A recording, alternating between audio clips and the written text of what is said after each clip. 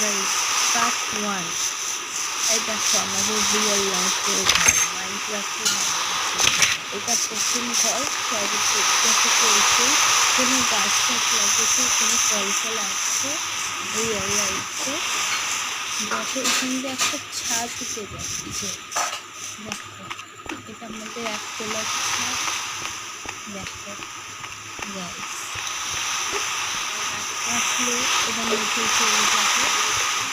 Video থেকে আপনাদেরকে bathroom share করবো যে আমাদের বাথরুম কেমন।